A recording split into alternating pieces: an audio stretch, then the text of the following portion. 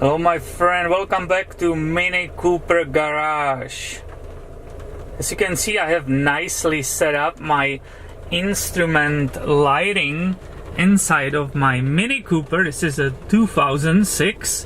What was funny, I didn't know how to change that, how to make it maybe a little bit dimmer or how to make it even brighter.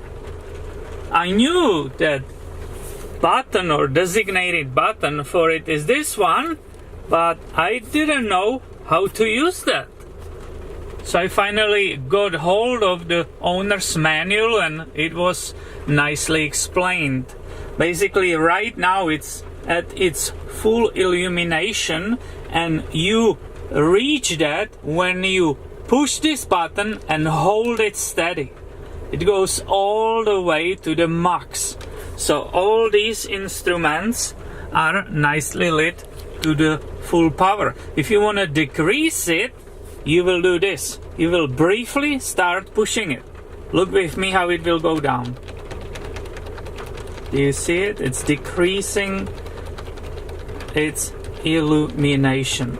If I want to go back to the full potential, I will again hold it. So look what will happen. And holding it, it goes to the full.